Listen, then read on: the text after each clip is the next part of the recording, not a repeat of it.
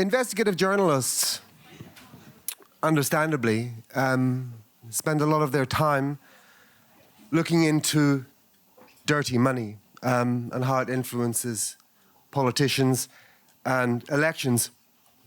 But in this next panel, unusually, we're going to have a closer look at very clean money, which is the kind of money which has arrived in investigative journalism via big foundations, NGOs, and sometimes simply states to replace the shortfall from paying audiences, and which, if we're not careful, might come to influence the tone and direction of the journalism that we do and the kind of people that we come to investigate.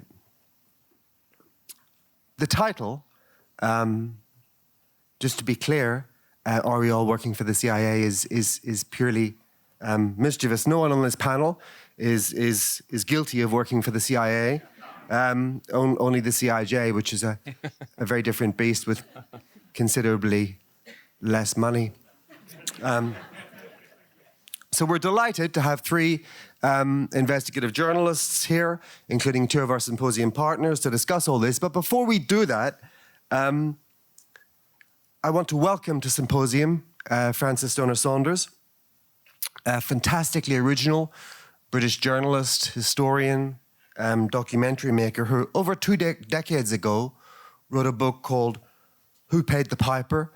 The CIA and the Cultural Cold War. Now that book made a very careful forensic argument that some of the highbrow arts, culture, and magazine journalism that we knew and loved during the Cold War had quietly been funded via big foundations by the CIA in search of influence and propaganda. I remember reviewing it for The Independent and giving it a glowing review. It was a great book. Frances, perhaps you could tell us about why you were so interested in this subject, enough to write a book about it and what you found out. But before you do that, can I just make a small logistical note, which is that we happen to have some German filmmakers who are filming this event. So if anybody in the audience really doesn't want to be filmed for any reason, please migrate to the back left of the venue where the filmmakers will not shoot. So Frances, how did you come to write the book, and briefly, what did you find out? I came out of a state of ignorance which still hasn't been in a way cleansed from my kind of consciousness, because I was really sort of foolish, I think, to start on this. But I'd started because I had some cuttings, if you like, from a documentary that I'd made for Channel 4, which was a sort of, a part of 4 episodes looking at at modernism in a kind of different way. And I'd heard somewhere that, abstract expressionism had been somehow motivated and promoted by the CIA, which sort of seemed to be a crazy thing. So really, through making that documentary, I just thought, well, I've got lots of stuff that I didn't put into the film, so I'll just do the book, right? And about 5 years later, completely broken and with an American publisher who had said, yes, this is a great thing to do, and we'll give you some money, not much, but enough to keep me going, and photocopying, thousands, literally thousands of pieces of paper from archives all over America, and interviews, etc., etc., etc. I then got dumped after sending the book to them, and they said it was great, but could I just please say that the CIA's cause was a good one, and they were on the sides of the angels. So I said, I don't think that's what I've tried to do here. And no. So it was a pretty rough... it was a pretty rough time in my life, and I lost a lot of confidence, because I thought, maybe I've made all sorts of mistakes. Anyway, I didn't suddenly.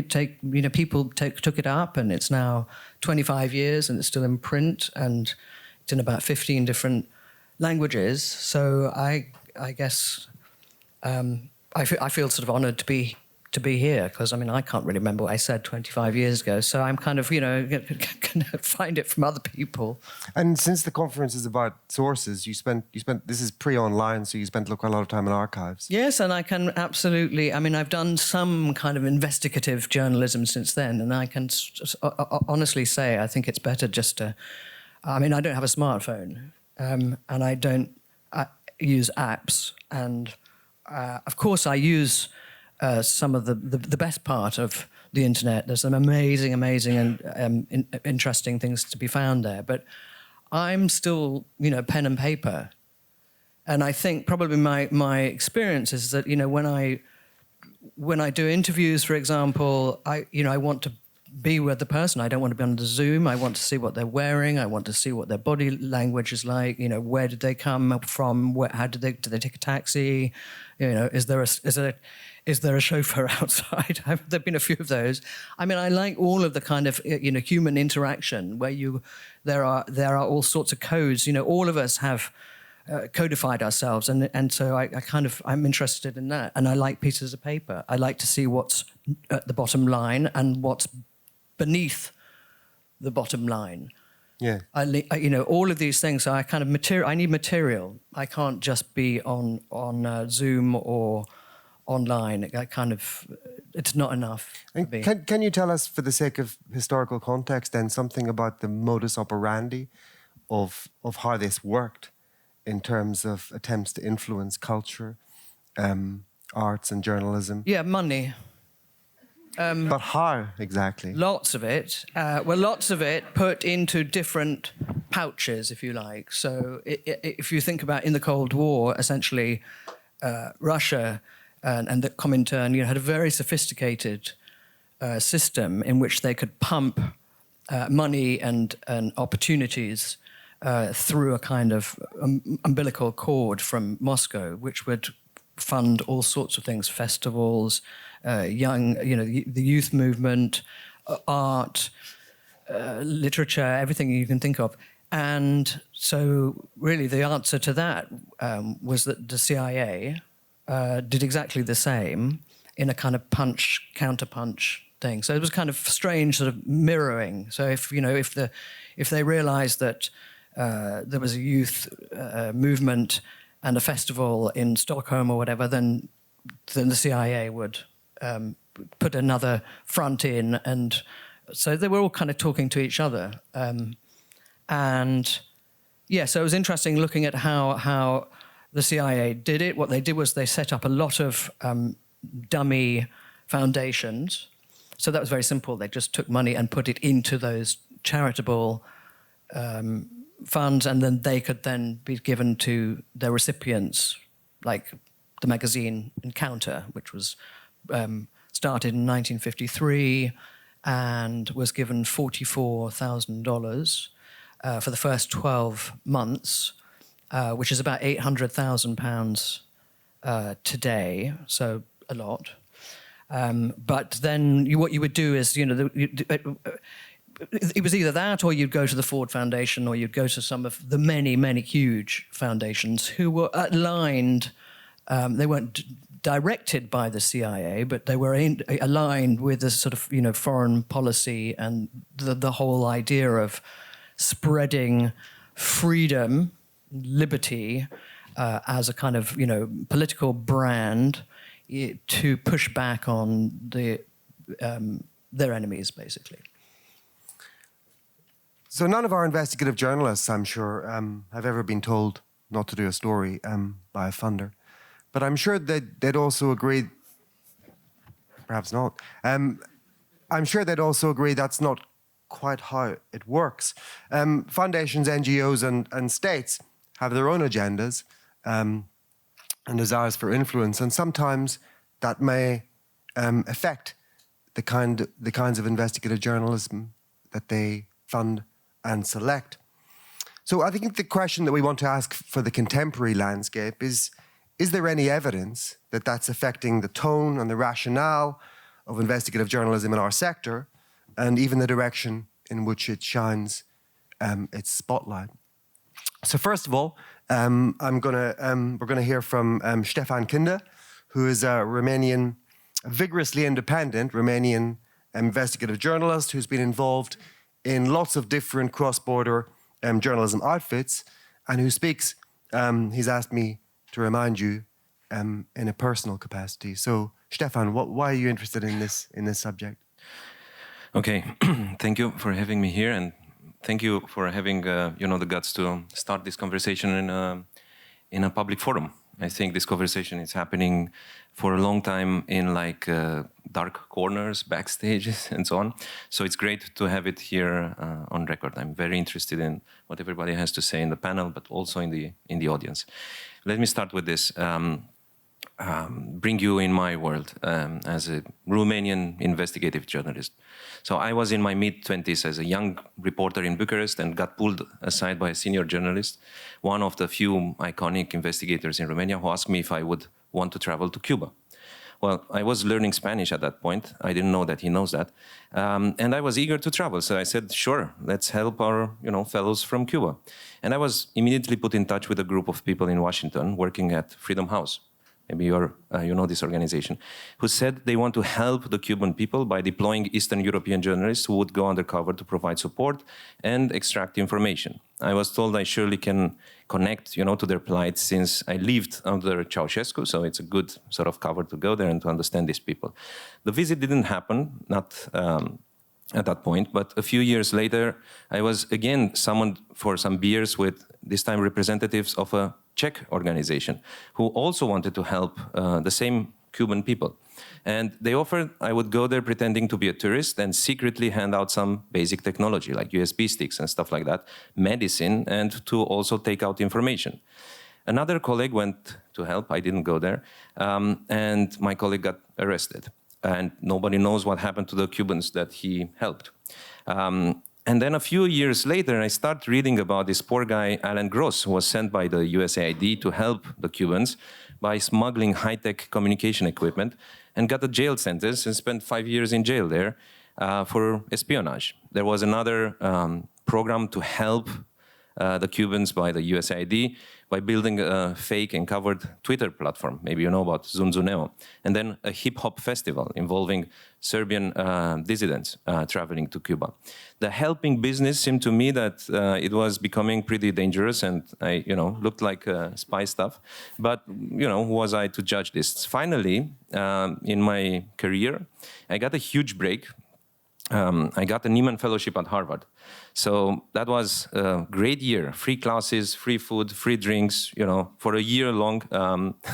That's really great. And at the end of it, at the end of this program, I found myself in a very interesting situation. It was a weekend offered by the Nieman Foundation, a weekend up in Maine, in a small port town. And each of us, only international fellows, were hosted by a separate family of retired, very nice, friendly people, very well-traveled.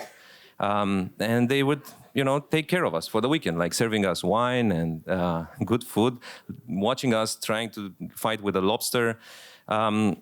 And the event was called, informally, inside the Nieman group, the CIA weekend, because basically each of us had a CIA hosting family, casually asking us different questions. And in my case, they asked me if I want to meet up with a relative of theirs serving in the US military in Kosovo, and to talk about corruption because, he also wanted to help, like they all want to help.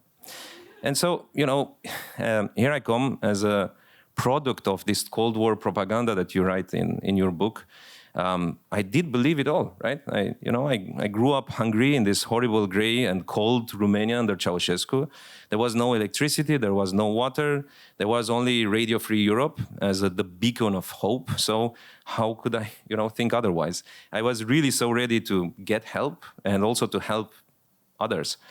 But then I start to slowly discover that behind this, help industry, there is a double standard when dealing with journalism, and especially with funding from governments. And there are a lot of collateral implications for a general lack of transparency in this funding. the non-profit funding for media and journalism, it's been a long thing in the making, and it was usually training, it was conferences, it was usually, a traveling circus for older white males from the US and sometimes from Western Europe who would, push their... Ștefan, 1 minute. Who would bombard us with their help. Then through these media assistant programs, there was already a new type of help provided to us, which was reporting, but also following the rules of the media assistance, which is predefined goals, targets, and objectives. So I was asking myself after reading this book if anything really changed historically in this business of helping other people transitioning towards democracy. And I could notice that, some things didn't change. You have the same Intel people from Iran-Contra to post 9/11. You had a lot of focus on the same Russia as enemy. And at some point I start developing, special sense to identify cases of other people wanting to help. And let me give you this example, because I've seen it in the Rolling Stone magazine this year, May. There was a story that was called, the project was called Dubai Unlocked. And here is how the story is credited, or the source of the story. Dubai property records from the Dubai Unlocked project were obtained by the Center for Advanced Defense Studies, C4ADS, a Washington, D.C.-based non-profit organization. Well, that's it. That's the end of the disclaimer. There is nothing more. But if you look at it, C4ADS was established by active and formal intelligence communities, special operations, and law enforcement officers. They all wanted to help Rolling Stone, to understand the world and Dubai. C4ADS had in the board of directors a CIA psychiatrist from the Center for the Analysis of Personality and Political Behavior, doing profiles for political leaders. C4ADS got almost 1 million for helping the State Department under a program called Combating Weapons of Mass Destruction and Strategic Framework to Counter Malign Influence. They also helped the DoD with different contracts. And it's staffed by a large number of ex-US military special forces. There is no disclaimer to this. There is no transparency. And, I can help you identify more of these examples if we talk about it. But I will end here because I think what we are looking at today is this kind of opaque black box of influencing journalism that is done in collaboration between state, government, especially US, but also, of course, UK, NATO countries going together with hand in hand with big donors. It looks like it's transparent because it's flooding you with all kinds of reports and so on, but actually you don't see their contracts, you don't see what their obligations are in reporting this or that or not reporting this or that. You don't know who is meeting who, there is no accountability around this. So for me, it looks like really a colonized field of work and a feudal sort of system. And I want to say that I try to bring this criticism or this opinion in the Global Investigative Journalist Network, where I'm a co-founder of this network. I am the first journalist banned from this conference last year when I tried to bring this discussion. I was banned by the director of the Global Network, a US journalist who wants to help the investigative journalists worldwide to speak truth to power. But I couldn't, so I was finally banned from getting more help. And I just finished by saying, Ștefan, we need to finish there, so everybody gets to talk. If you get approached by someone wanting to help, just give me a call. I can help you doing some background check.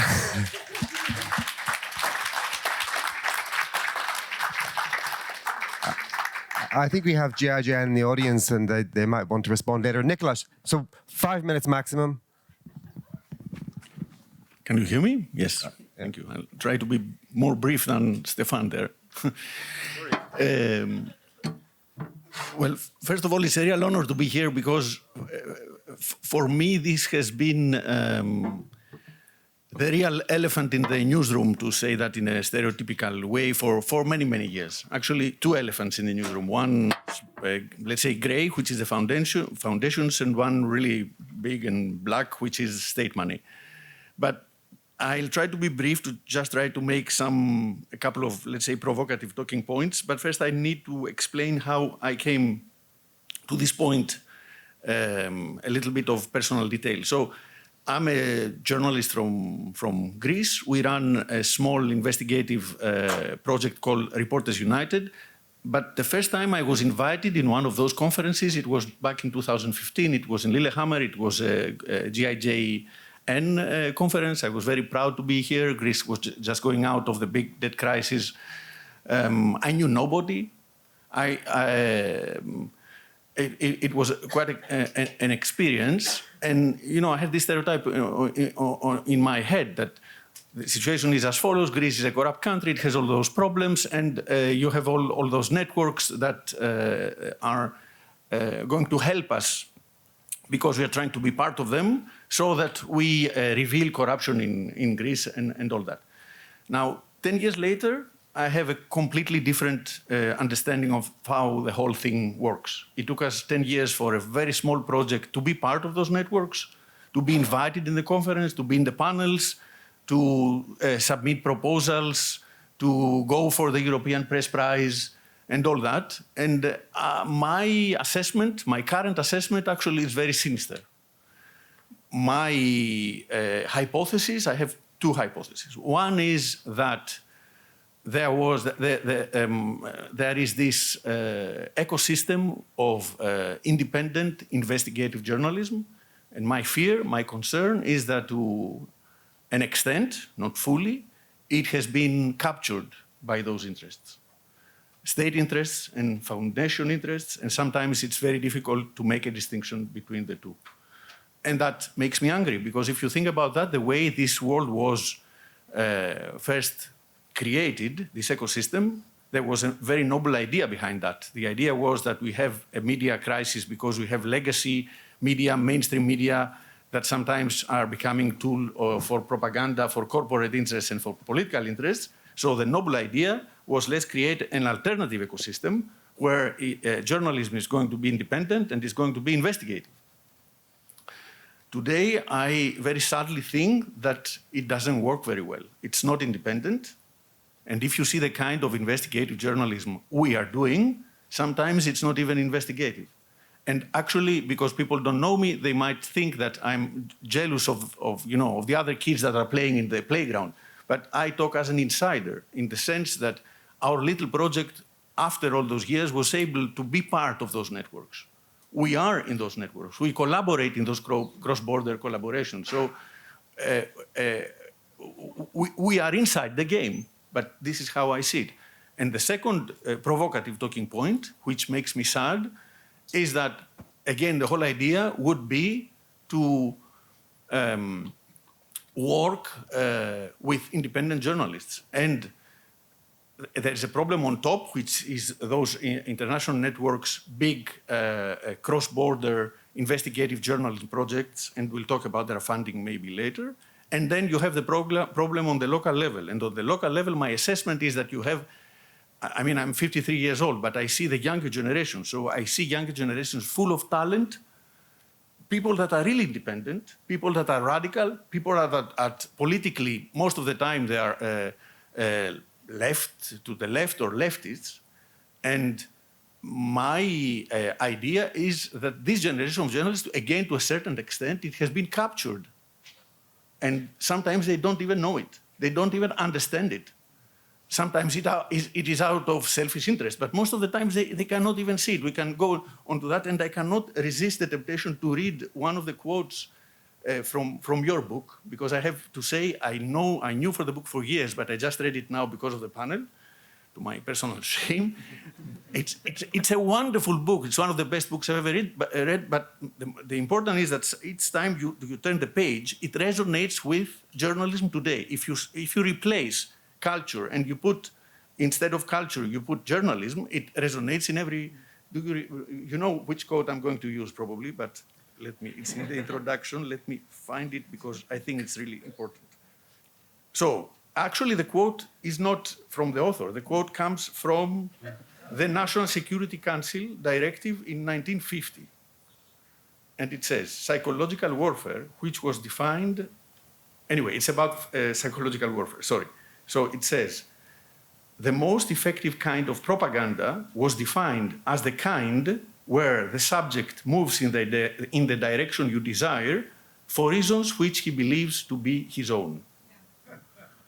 And for me, that's the current problem that we are facing. I won't say more because we'll have, I hope, a dialogue, and I can go deeper into the points if you want, James. Thank you, Nikolas. So now we have Matt, who you heard from yesterday. Until recently, he was head of investigations at Declassified UK. Matt, five minutes, or I'll cut you. Sure. Yeah, no, cut me off because I tend to rattle on. Yeah, I mean, just to go to the book. So when I read this book, it's still, I think, one of the most important books I've ever read, because the lessons and that it reveals and the information it reveals are still relevant today. And the same cultural Cold War, which Francis wrote about, is happening now. And you see it very, very clearly when you start an independent media organization. So we started Declassified UK in 2019, or actually 2018. But we saw straight away that every incentive that there was within this ecosystem was to move towards CIA talking points, i.e. to investigate official enemies, so Russia and China, to ignore your own government, to take money from parastatal organizations, and to basically just become part of the mainstream media. So we straight away put in some directives in place to guard us against that. One was that we wouldn't take funding from states or fronts for states, or corporations or fronts for corporations. The other one was that we wouldn't work with the mainstream media at all, because obviously that's a quick way of getting your information out if you're a small organization. But the thing is, if you see alternative media that work with mainstream media and they have contracts which don't impose any obligations on the alternative media organization, they generally tend to change over the years. And that's how the system works. It doesn't work like the Soviet Union or China, where you get put in prison if you write the wrong thing. It's got to be a much more sophisticated propaganda system. And Francis's book really shows that, how that worked in the Cold War. But one interesting organization, which I wrote about for Declassified UK, is called the National Endowment for Democracy, and this is really a window into how the CIA works now. Basically, in the 70s, there was a lot of embarrassing scandals for the CIA. Many were revealed in the Church Committee in 1975, which was the first real congressional investigation into the CIA that had teeth, and it revealed all sorts of nefarious actions by the agency, including assassinations, poisonings, overthrowing governments, all that kind of stuff. In 1983, Reagan came to London, actually, and gave a speech in front of Margaret Thatcher and said, we want to create a new agency which promotes the infrastructure of democracy. This eventually became the National Endowment for Democracy.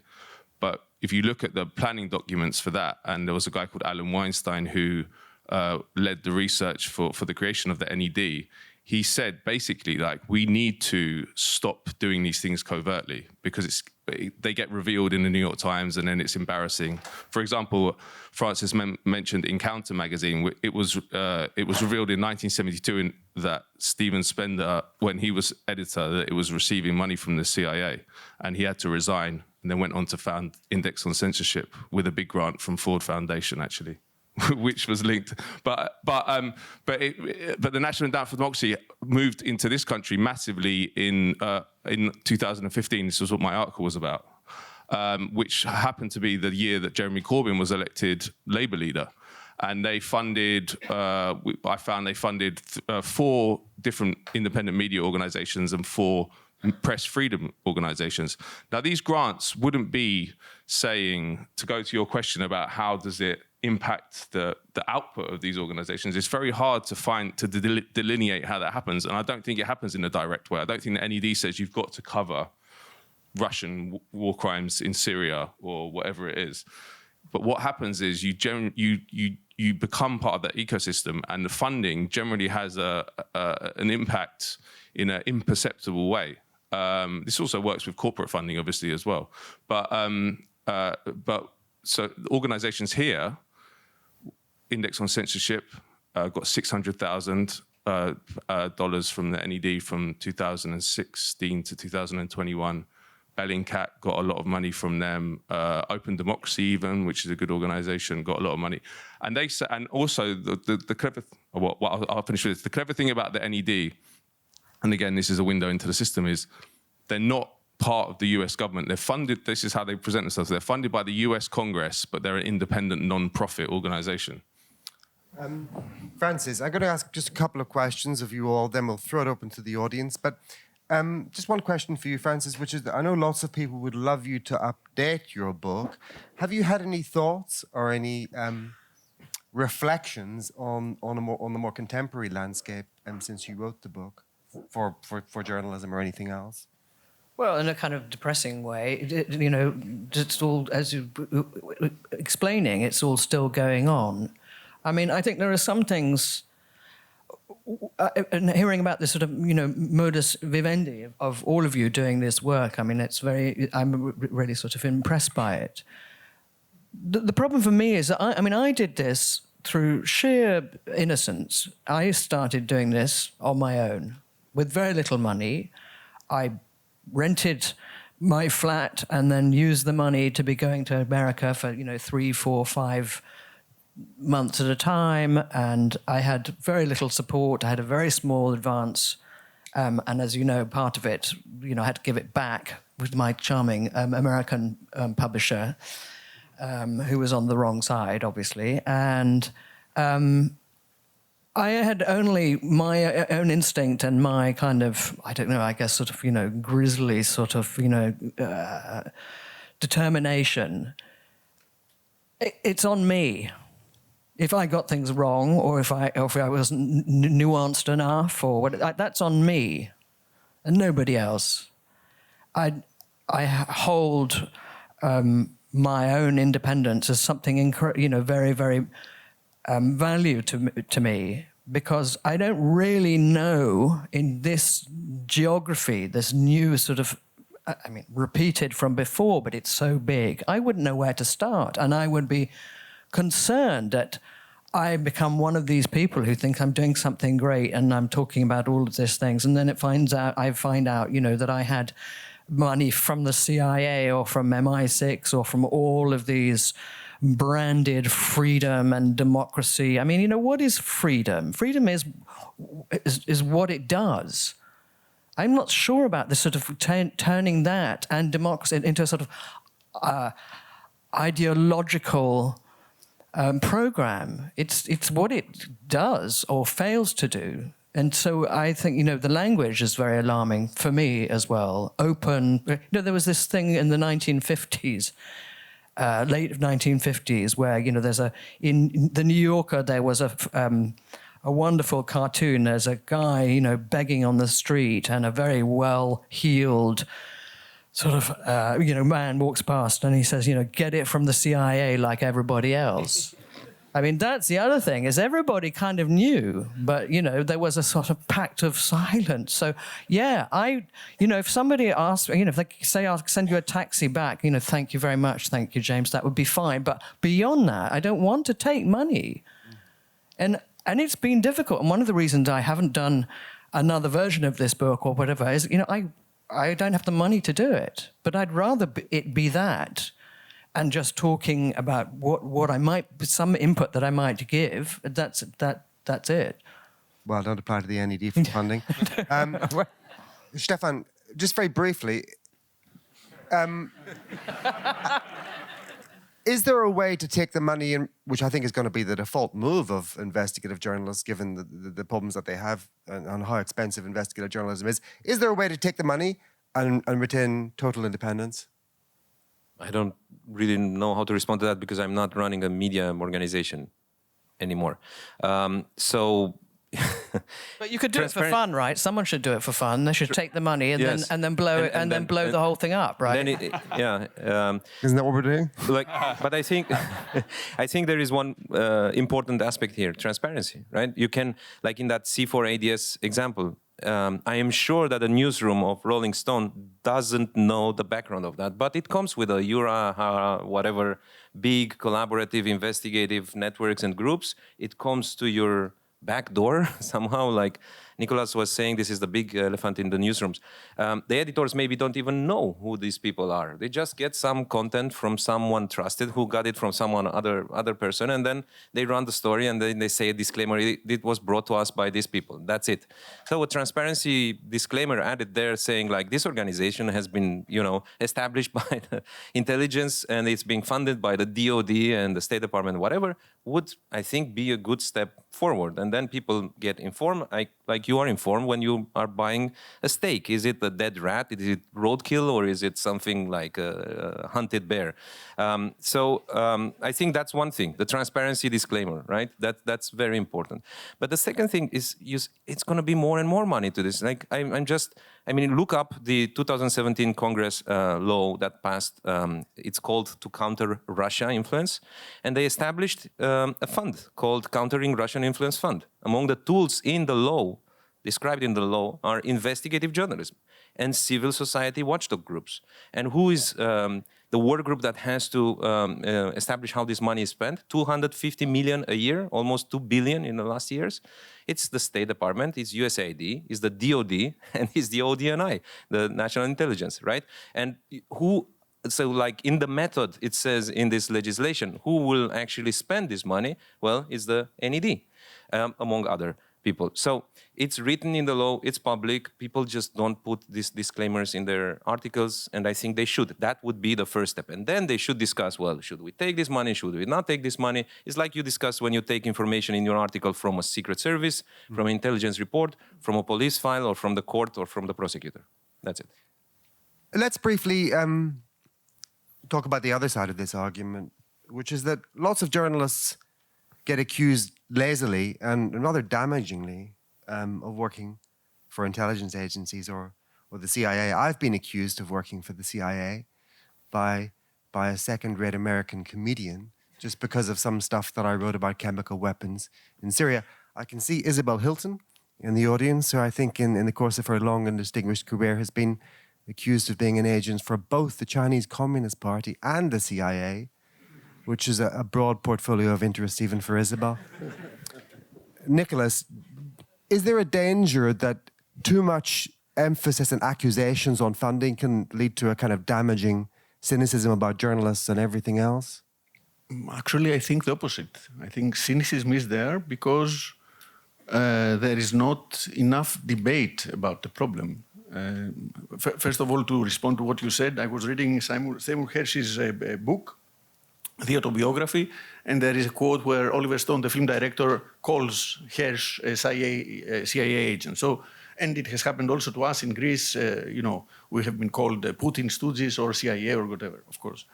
But the problem is the lack of debate again. The problem is that, to give you another example on that, because we didn't go into that, foundations is a gray area. We can talk about that, but it needs a lot of really deep thinking into putting the arguments together and all that. But state funding, sometimes it can become really ridiculous. Again, you have right now in Western investigative journalism some of the biggest projects in the world. It's the projects that are invited in the conferences. It's the projects that win the big journalism awards. And the scheme is so simplistic, so simple. They get US government money by those agencies like the NED, USAID, etc. For example, NED, I think now is presided by Victoria Nuland, which is a complete joke if you think that you get money from an organization that is headed by Nuland to do investigative work against the archenemy of the government that is funding you. This is really ridiculous. You don't really need to investigate to go deeper. I'm thinking sometimes in my less developed country, the older generation of journalists who were very sloppy in so many things. They didn't know about data journalism. They didn't know about FOIAs. They didn't know. They were a little bit yellow. They wouldn't always respect the right of reply. But if they saw this current situation of what you call independent investigative journalism, they would really turn in their graves. It's completely ridiculous. And it has been the new normal. So if you debate about that, suddenly, to tell you a personal anecdote, we have this policy where we don't get money, for example, for Open Society or for the Gates Foundation. You know that people in our world look at us sometimes as if we were anti-Semitic or far-right, or because of the Gates thing, as if we are anti-vaxxers. I mean, the conversation is so forbidden that it has completely been twisted to the other side. So my proposal is, first of all, that we do the conversation, we do investigate, we are supposed to be follow the money reporters, and you have a foundation like Open Society that has parked all of its money, the Soros empire, whatever, offshore, 20 billion euros, and we are not investigating that. And the fun thing here, the irony, and I end with that, is that we always criticize mainstream media, legacy media, etc., that are not doing good work.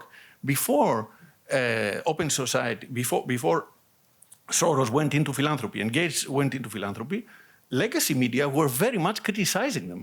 They were totally bashing them. There's this 60 Minutes episode where Soros is called a predator. Or if you see the kind of reports we had on Microsoft, etc., there was extreme criticism of their business corporate practices. Then they go into philanthropy, then they start funding journalism, and they became the saviors of our world, and we cannot even talk about them.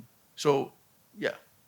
Matt, have you ever been accused of working for the CIA? Probably not. No, it was funnily enough when we started Declassified, most of the stuff we got was from Russia, people saying that we were a MI5 outfit, which was quite surprising to me. We didn't get much pushback the other way. But, I mean, to go to your question of can you take the money and it not impact you, obviously this is a debate that everyone has, and I honestly think you can't. And the proof is in the pudding. If you look at the media environment, you can see from the tone and complexion of articles that are being put out, even without looking at people's funders, whether they're part of this ecosystem, because they talk about global politics in a very surface way, and they do stories that are froth stories, or they do stories that are about official enemies. And actually, I think that a really clarifying moment has happened in the last year with Gaza, because you've had tons of these organizations which are called like Center for Information Resilience or Investigating XYZ, who have done years of sometimes good work on the Russian campaign in Syria, for example, which has been brutal and full of war crimes. But they've gone silent on Gaza because that does not align with the priorities of the states which are funding them. And that, it's been so clear. And I think everyone should look, I'll just finish with this. Everyone should look at these institutions which we've been told for years that we should respect as pioneering investigative open source intelligence outlets. I'm not going to name any names. Look at what they've done about Gaza. This is the worst air campaign, bombing campaign that we've seen since the Second World War, in terms of they've dropped 11 Hiroshimas on a territory which is 20 miles long. So, and there's basically nothing. So the proof is in the pudding. So I would say, as independent media, you need to avoid this ecosystem, because the ecosystem changes you. You can't change the ecosystem. And we can build a parallel organization, parallel media, which can genuinely take on power and systematic power, not the frost stuff. Okay, so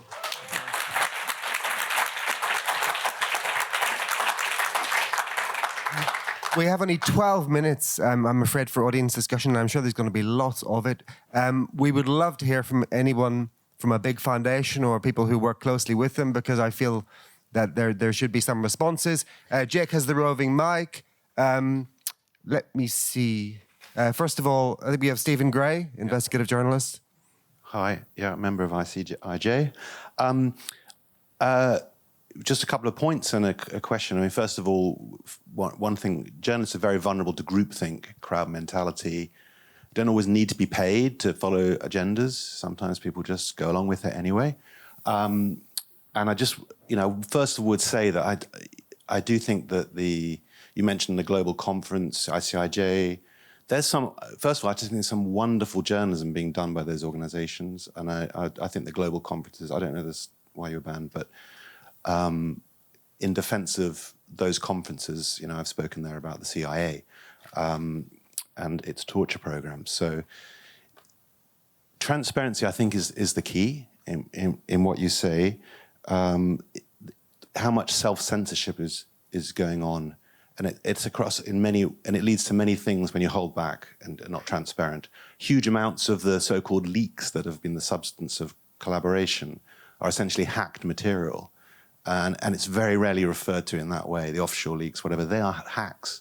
And the question, why do you not refer to that? Because if it's a hack, you have to ask what's the agenda behind it and who really provided that material in the first place. And when you come to funding, it's really important to disclose all that. The ICIJ now is funded by the NED. The OCCRP, which is, you all know, the big anti-corruption organization, and it funds most investigative journalists in Eastern Europe, has always been funded by the State Department and I think also the NED.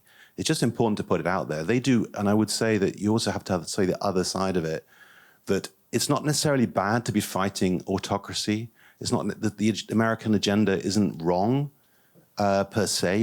It's not necessarily bad to be fighting communism. That's a point of view you may have, you know. And so just because you're funded by America doesn't mean that your journalism is bad. I think it's really important to say that. There's another side to this, that actually people are maybe, you know, combating and promoting democracy because it's a good thing to promote democracy and using American dollars. So, but where is the transparency in this? And I think that's the point is key. The question I have, perhaps to Nikolas and Ștefan, is, you know, where's the impact of this? Because obviously we're seeing some amazing work done, funded by the American government, essentially, particularly in Eastern Europe. Where does that leave journalism and other journalists who are not funded in this network? Is it something of a cartel that we've been creating? Okay, answer as briefly as you can so we can get some more questions in. Sorry to go so long.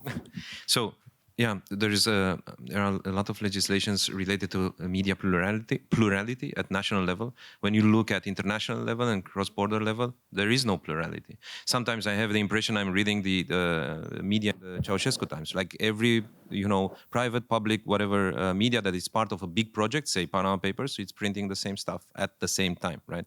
So that's the impact, I think, yeah, you were talking about. That's my brief comment. Can I come back on just on the American agenda? So I would love the American agenda to be spreading freedom and democracy, but it's not and never has been. And the National Endowment for Democracy is a very, very good window into that, because the story I did for it, I looked into where they fund democracy promotion projects. They haven't got one project in any of the US-backed Gulf dictatorships. Saudi Arabia, Oman, Bahrain, UAE, the worst tyrannies in the world, not one grant from the NED has ever gone to them. So, yes, in theory, it would be great, but the point is they're not doing it because they believe in freedom and democracy. They're doing it because they want to generate a discourse which justifies their exercise of power, which is what happens. And that's why you get the media we have, which is basically regurgitating State Department propaganda continually. Nikolas. Oh, so Francis, sorry. I just very quickly wanted to intercept and say that I completely agree. I think you have to look for the. It's like the acoustic is wrong. You know, there are silent places in the auditorium, and you think, well, what is all of that? And when we talk about democracy and freedom, we ought to talk not to the powers that tell us that they're promoting, but we should be talking about the powerless and how they see American or Western freedom and democracy. It's not something that many people have experienced as a good thing. I think we're very naive, and we're just using these brand names, these that go everywhere. What does that mean? As I said at the beginning, democracy, freedom, they are what they are. It's what they do that matters. Nikolas? To answer Stephen's question, there is no doubt there is very good journalism being done by those organizations that you named. The problem is the other side of it. The other side of it is, one, if you are funded by State Department, then you lose your credibility when you are trying to do stories on Russia. So even if the stories are very good, then they're not believed by the people who should believe them, because it's very easy for those states to label you as a foreign agent or whatever. So it doesn't work like that. Second thing, it's a geography problem. As everybody said, if you only focus on, let's say, Myanmar or Ukraine, then this means that, for example, in Europe, Southern Europe, like countries like Portugal, Italy, etc., do not have this kind of funding, and they are deserts. And then it's also a topic of desert, because if they fund this topic and this topic and this topic only on these regions, this means that all the other topics that are of extreme importance are not being funded. And to give a very simple example, the way those organizations and our ecosystem failed Julian Assange is, for me, one of the best examples why it cannot work. I mean, I've been in conferences in Athens or in Perugia where there were people outside the conference with banners about Julian Assange, and inside the conferences, we were not talking about Julian Assange, which is an extreme paradox if you think that this world of investigative, independent investigative journalism should be per se the people who should be talking about Julian Assange. And for years, they didn't say a word. We have all those whistleblowing and FOIA organizations around the world doing excellent work, and when the Assange thing happened, they were silent. So, Okay, Nikolas, let's see if we can get a couple of questions, and ideally from people we don't know who might say something a bit different. So this lady here, where's the roving mic? Yeah.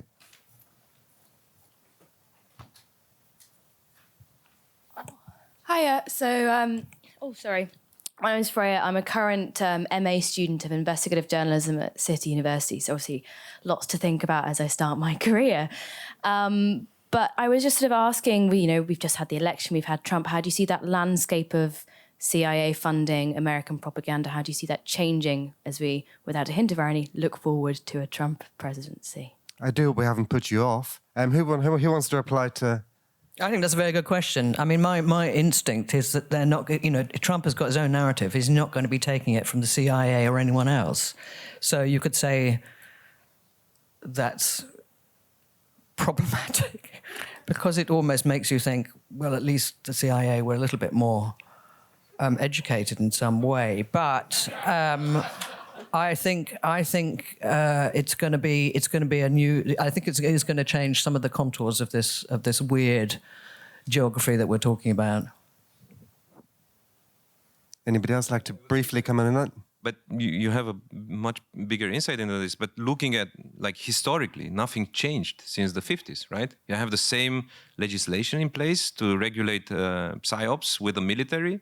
You have the same regulations in place that were actually growing towards empowering the military to democratize different countries around the world, starting with Latin America and then, or Asia and then Latin America. So if you look at the legislation, nothing changed. And if you look at the results, also nothing changed. Reuters had this great material about the Pentagon running an anti-vax campaign in Philippines, right, against China, basically. But it was a military-run campaign. So, well, if historically nothing changed in the system, in the ecosystem, how will a presidency change this meaningfully? Well, when the CIA, sorry, just to say an answer of some way, when I talked to all of these CIA spies, I said, why didn't you just do it openly? I mean, you could say you had the best art in, abstracting. Just put it out there normally. No, we won't, because it won't go through in a democracy because people don't like this kind of art in this country. You haven't, one of the reasons for going sub rosa was that they knew they wouldn't get any of these plans and any of these programs through Congress. Okay, so what they are is there's a narrative that will not be acceptable. McCarthy's was a main problem for them because they couldn't, what they wanted to do was project this image of America and its freedoms and everything else. And then, they still had, they had half of their population who weren't allowed to vote. And, you had McCarthy. So being as, with his terrible sort of, show trials. So I think you will find that it'll go further down, and it will be in its own way another version of America than the one that Trump would get. But I'm sure if he hears about it, he'll just say, "Shut it down." I'm here now. Do we have time for one more question? I don't think we do, actually. Apologies. Thank you for such a rich and unexpectedly jolly discussion. Francis, Ștefan, Nikolas, and Matt, thank you.